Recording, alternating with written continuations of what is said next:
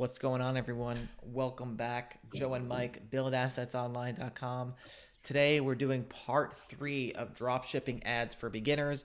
And today, we're talking about video ads. We don't utilize these that much for our dropshipping stores, if at all. But I do know that people are using them, and we do use them for Build Assets Online, which we're going to talk about a bit.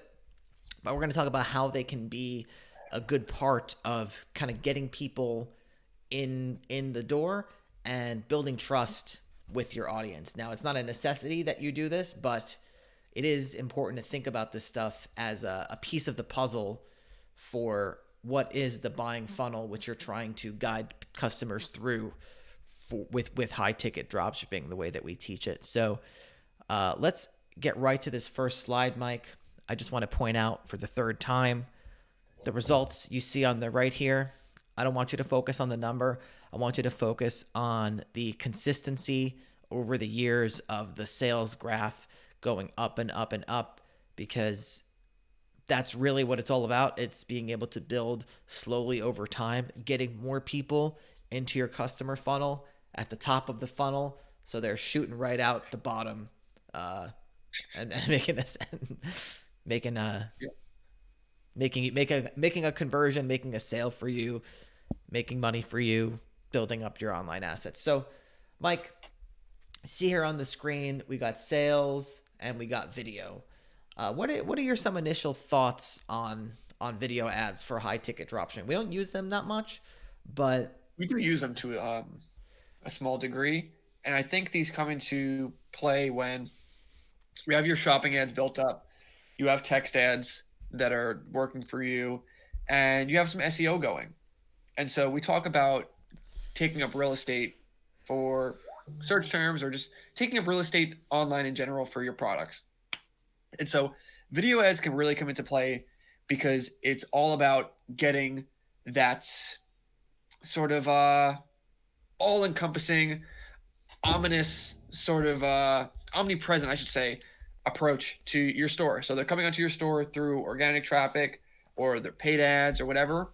They land on your store. The first thing you could do is video retargeting. So you have a huge audience of people that have visited your site, and now you can retarget them through a visual medium. It's really easy to do. And they're going to be on YouTube or whatever, and they're going to be reminded of your store. And so this is really important when you're competing with other places, or, majority of customers come onto your site, they leave, they never come back again. So this is actually a really cheap way to re-engage them and just, again, keep taking up that real estate online. absolutely. So going on to the next slide here, I want to talk. So this is kind of the process that you'll go through when you're creating these video ads.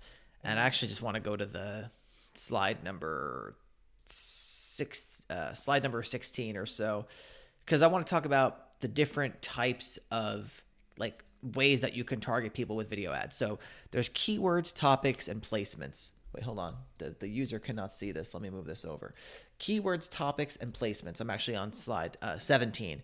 So, and you have audiences and demographics. So there are a couple things you want to think about.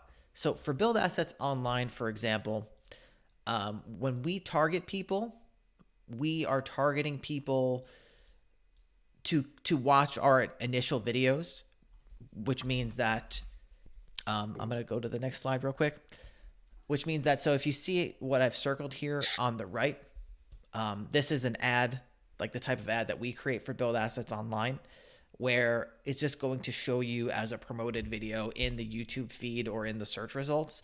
And I feel that if you're running a dropshipping store, like a high ticket dropshipping store, and say you're selling wicker chairs or something, I think it's very reasonable to create a video that are like top 10 most amazing wicker chairs of 2022, 2021.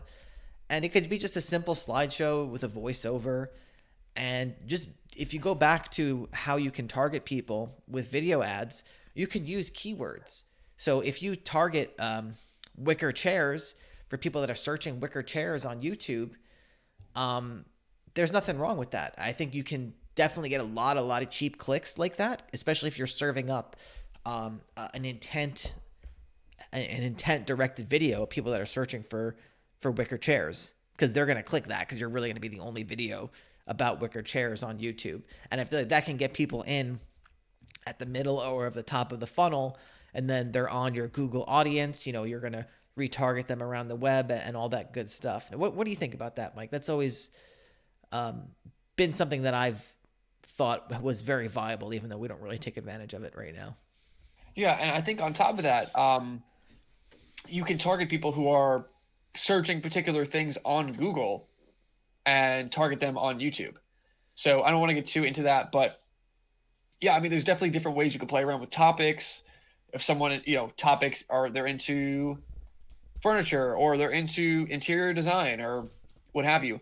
And so, yeah, these are really ways that you can. We talked about the retargeting, which would be we're not even getting into any of this. We're just placing our audience into the campaign here, and we're just going to run an ad because we know these people were on our wicker chair website.